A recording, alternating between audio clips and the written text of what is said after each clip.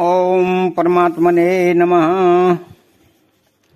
पीछे के 7 श्लोकों में भगवान ने सिद्ध भक्तों के कुल 39 लक्षण बताए। अब आगे के श्लोक में भगवान अर्जुन के प्रश्न का स्पष्ट रीति से उत्तर देते हैं। ये तो धमर्यामृतमिदं यथोक्तम पर्युपासते श्रद्धाना मत परमा भक्तास्ते अतीव में प्रिया। अर्थात ये तो यहाँ ये पद से भगवान ने उन साधक भक्तों का संकेत किया है जिनके विषय में अर्जुन ने पहले श्लोक में प्रश्न करते हुए ये पद का प्रयोग किया था। उसी प्रश्न के उत्तर में भगवान ने दूसरे श्लोक में सगुण की उपासना करने वाले साधकों को अपने मत में ये और ते युक्ततमा बताया था। फिर उसी सगुण उपासना के साधन बताए और फिर सिद्ध भक्तों के लक्षण बताकर अब उसी प्रसंग का उपसंहार करते हैं। तो पद का प्रयोग प्रकरण को अलग करने के लिए किया जाता है। यहां सिद्ध भक्तों के प्रकरण में साधक भक्तों के प्रकरण को अलग करने के लिए तो पद का प्रयोग हुआ है। इस पद से ऐसा प्रतीत होता है कि सिद्ध भक्तों की उपेक्षा साधक भक्त भगवान को विशेष प्रिय हैं। तो श्रद्धाना भगवत प्राप्ति हो जाने के कारण सिद्ध भक्तों के लक्षणों में श्रद्धा की बात नहीं आई। क्यों? कि जब तक नित्य प्राप्त भगवान का अनुभव नहीं होता तभी तक श्रद्धा की जरूरत रहती है। अतः इस पद को श्रद्धालु साधक भक्तों का ही वाचक मानना चाहिए।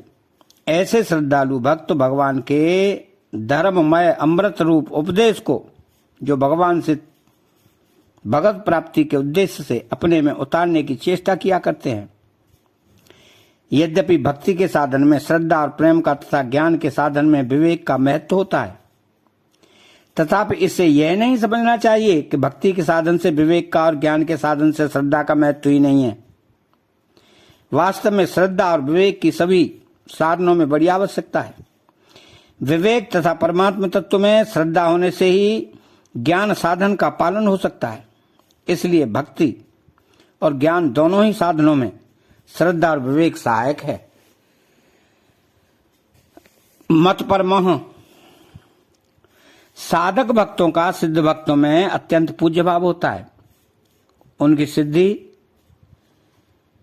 सिद्ध भक्तों के गुणों में श्रेष्ठ बुद्धि होती है। अतः वे उन गुणों को आदर्श मानकर आदर पूर्वक उनका अनुसरण करने के लिए भगवान के परायण होते हैं। तो इस प्रकार भगवान का चिंतन करने से और भगवान पर ही निर्भर रहने से वे सब गुण उसमें स्वतः आ जाते हैं। भगवान ने मत परमः पद से और इसी मत पराह पद से अपने परायण होने की बात विशेष रूप से कहकर अंत में पुनः उसी बात को इस श्लोक में मत परमाह पद से कहा है। इससे सिद्ध होता है कि भक्ति योग में भगवत परायण मुख्य है। भगवत परायण होने पर भगवत कृपा से अपने आप साधन होता है और असाधन साधन के विघ्नों का नाश होता है। तो धमर्यामृतमिदं यथोक्तम। तो सिद्ध भक्तों के 39 लक्षणों के 5 प्रकरण धर्ममय अर्थात धर्म से ओतप्रोत हैं। उनमें किंचित मात्र भी अधर्म अंश नहीं है। तो जिस साधन में साधन विरोधी अंश सर्वदा नहीं होता वह साधन अमृत तुल्य होता है। पहले कहे हुए लक्षण समुदाय के धर्ममय होने से तथा उसमें साधन विरोधी कोई बात न होने से ही उसे धमर्यामृत संज्ञा दी गई है। साधन में साधन विरोधी कोई बात न होते हुए भी जैसा पहले कहा गया है ठीक वैसा का वैसा धर्म में अमृत का सेवन तभी संभव है जब साधक का उद्देश्य किंचित मात्र भी धन मान बड़ाई आदर सत्कार संग्रह सुखभोग आदि न होकर एकमात्र भगवत प्राप्ति ही हो। तो प्रत्येक प्रकरण के सब लक्षण धर्मामृत हैं अतः साधक जिस प्रकरण के लक्षणों को आदर्श मानकर साधन करता है उसके लिए वही धर्मामृत है।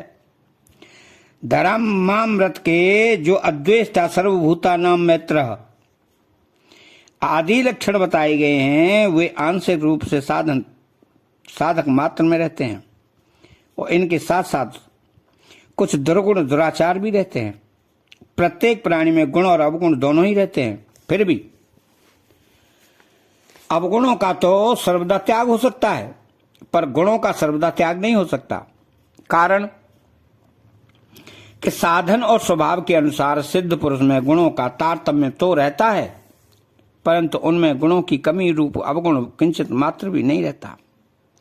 तो गुणों में न्यूनाधिकता रहने से उनके 5 विभाग किए गए हैं परंतु अवगुण सर्वदा त्याज्य है, अतः उनका विभाग हो ही नहीं सकता।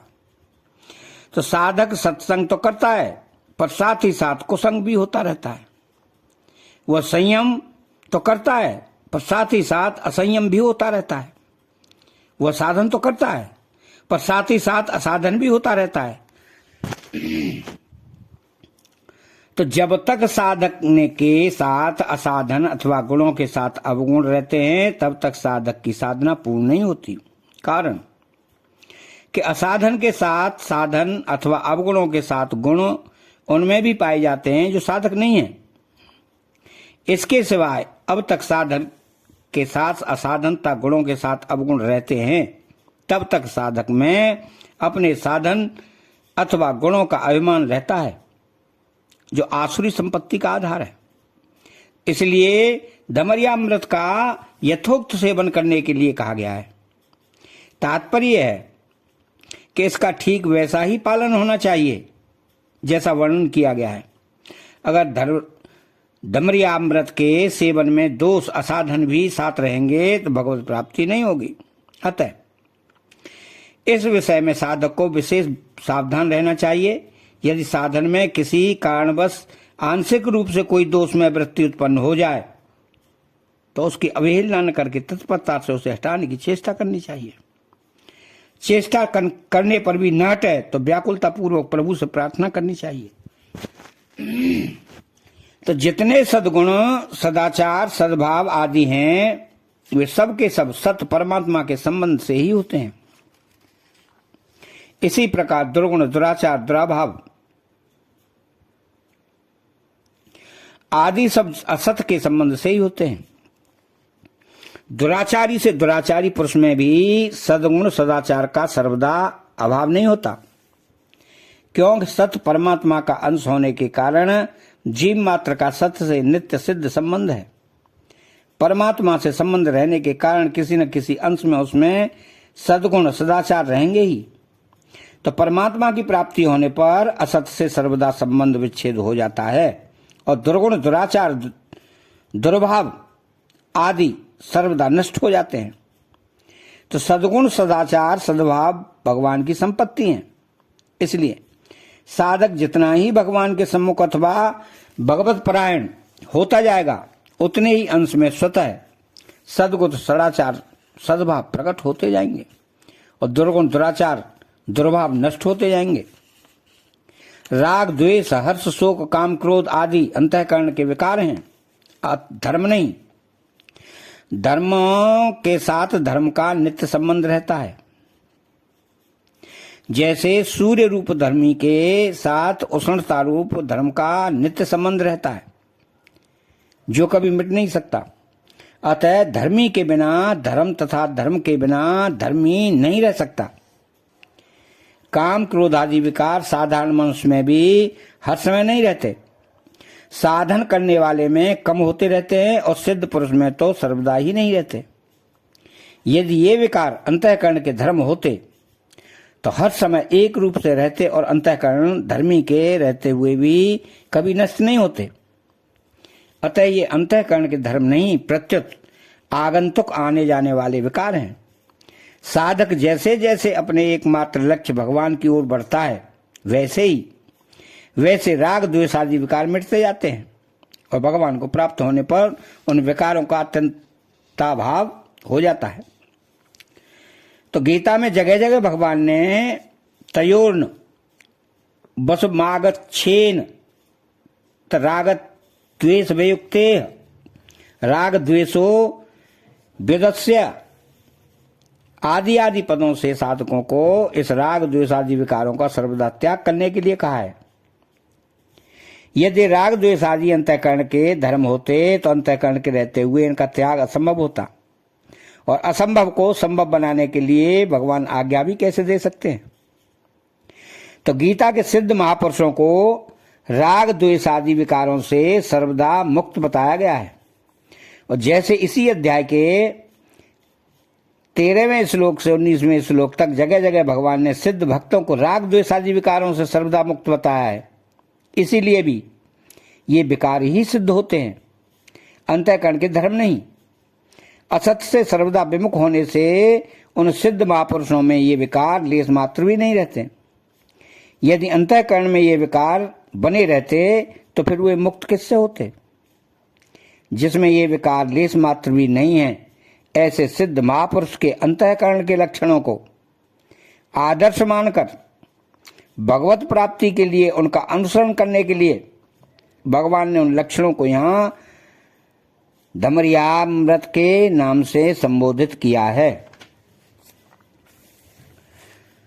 अब पर्युपासते साधक भक्तों की दृष्टि में भगवान के प्यारे सिद्ध भक्त अत्यंत श्रद्धास्पद होते हैं। भगवान की तरफ स्वाभाविक आकर्षण प्रियता होने के कारण उनमें देवी संपत्ति अर्थात सद्गुण भगवान के होने से स्वाभाविक ही आ जाते हैं। फिर भी साधकों का उन सिद्ध महापुरुषों के गुणों के प्रति स्वाभाविक आदर भाव होता है और वे उन गुणों को अपने में उतारने की चेष्टा करते हैं।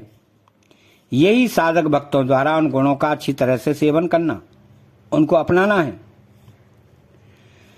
तो सात धर्मामृत का जिस रूप में वर्णन किया गया है उसका ठीक उसी रूप में श्रद्धा पूर्वक अच्छी तरह सेवन करने के अर्थ में यहां पर्युपासते पद प्रयुक्त हुआ है। तो अच्छी तरह सेवन करने का तात्पर्य यही है कि साधक में किंचित मात्र भी अवगुण नहीं रहने चाहिए।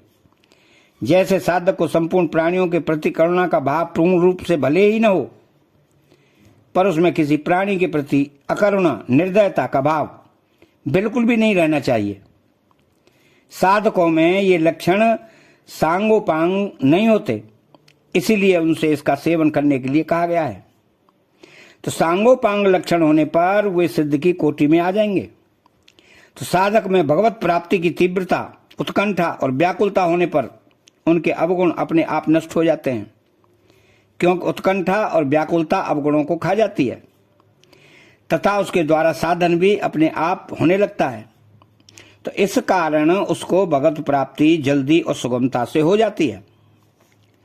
तो भक्तास्ते अतीव में प्रिया, भक्ति मार्ग पर चलने वाले भगवद आश्रित साधकों के लिए यहाँ भक्ता पद प्रयुक्त हुआ है। भगवान ने वेदाध्ययन, तप, दान, यज्ञ आदि से अपने दर्शन की दुर्लभता बताकर अनन्य भक्ति से अपने दर्शन की सुलभता का वर्णन किया। फिर अपने भक्त के लक्षणों के रूप में अनन्य भक्ति के स्वरूप का वर्णन किया। इस पर अर्जुन ने यह प्रश्न किया कि सगुण साकार के उपासक कौन, निर्गुण निराकार के उपासकों में श्रेष्ठ कौन है। तो भगवान ने दूसरे श्लोक में इस प्रश्न के उत्तर में सगुण साकार की उपासना करने वाले उन साधकों को श्रेष्ठ बताया जो भगवान में मन लगाकर अत्यंत श्रद्धा पूर्वक उनकी उपासना करते हैं। तो यहां उपसंहार में उन्हीं साधकों के लिए भक्ता पद आया है। उन साधक भक्तों को भगवान अपना अत्यंत प्रिय बताते हैं। सिद्ध भक्तों को प्रिय और साधकों को अत्यंत प्रिय बताने के कारण इस प्रकार हैं। नंबर 1, सिद्ध भक्तों को तो तत्व का अनुभव तथा भगवत प्राप्ति हो चुकी है, किंतु साधक भक्त भगवत प्राप्ति न होने पर भी श्रद्धा पूर्वक भगवान के परायण होते हैं, इसलिए वे भगवान को अत्यंत प्रिय होते हैं। नंबर 2, सिद्ध भक्त भगवान के बड़े पुत्र के समान हैं। मोरे प्रोण तनय समजानी ज्ञानी, परंतु साधक भक्त भगवान के छोटे अबोध बालक के समान है। बालक सुत समदासा मानी, छोटा बालक स्वाभाविक ही सबको प्रिय लगता है, इसलिए भगवान को भी साधक भक्त अत्यंत प्रिय है। नंबर 3, सिद्ध भक्त को तो भगवान अपने प्रत्यक्ष दर्शन देकर अपने को ऋणमुक्त मान लेते हैं, पर साधक भक्त तो प्रत्यक्ष दर्शन न होने पर भी सरल विश्वास पूर्वक एकमात्र भगवान के आश्रित होकर उनकी भक्ति करते हैं। अतः उनको अभी तक अपने प्रत्यक्ष दर्शन न देने के कारण भगवान अपने को उनका ऋणी मानते हैं और इसीलिए उनको अपना अत्यंत प्रिय कहते हैं। तो कर्तव्य को धर्म कहते हैं। जो धर्म से विचलित इधर उधर नहीं होता उसको धमर्य कहते हैं। सब कुछ भगवान ही है, इसके समान दूसरा कोई सिद्धांत है ही नहीं, इसलिए यह धमर्य है। श्रद्धा साधन में होती है, सिद्ध में श्रद्धा नहीं होती। प्रत्युत अनुभव होता है क्योंकि उसके अनुभव में एक परमात्मा के सिवाय और कुछ है ही नहीं। सब कुछ परमात्मा ही है, पर वह श्रद्धा क्या करे। साधक की दृष्टि में दूसरी सत्ता रहती है, इसलिए उपासना करता है, पर्युपासते, अर्थात अपना जीवन वैसा बनाता है, परंतु उसका भाव यह रहता है कि भगवान के सिवाय अगर कुछ है तो वह भी भगवान ही की लीला है। दूसरी सत्ता की मान्यता होते हुए भी साधक भगवान के परायण रहता है और भगवान के सिवाय दूसरा कोई उसका प्रेमास्पद नहीं होता, इसलिए वह भगवान को अत्यंत प्यारा होता है। तो जब तक उसको सब कुछ भगवान ही है इसका अनुभव नहीं होता तब तक भगवान उसके ऋणी रहते हैं। तो श्रीमद्भागवत में भगवान कहते हैं कि यावत सर्वेषु भूतेषु मद्भावो नोपजायते तावदेव मुपासीत वांग मन काय वृत्तिर्भे। जब तक संपूर्ण प्राणियों में मेरा भाव अर्थात सब कुछ परमात्मा ही है ऐसा वास्तविक भाव न होने लगे तब तक इस प्रकार मन, वाणी और शरीर की सभी वृत्तियों बर्ताव से मेरी उपासना करता रहे। सर्वम ब्रह्मात्मकम तस्य विद्या आत्म मनीषया परिपश्यन्नु परमेत सर्वतो मुक्त संशय। तो पूर्वोक्त साधन करने वाले भक्त का सब कुछ परमात्मा स्वरूप ही है ऐसा निश्चय हो जाता है। फिर वह इस आध्यात्म विद्या ब्रह्म विद्या द्वारा सब प्रकार से संशय रहित होकर सब जगह परमात्मा को भली भांति देखता हुआ उपराम हो जाए, अर्थात सब कुछ परमात्मा ही है यह चिंतन भी न रहे, प्रत्यक्ष साक्षात परमात्मा ही दिखने लगे। अतः चैनल को सब्सक्राइब करें, बेल आइकन घंटी को दबाएं और कमेंट बॉक्स में भगवान कृष्ण के नाम का एक बढ़िया सा कमेंट लिखें। बोलो जय श्री कृष्णा।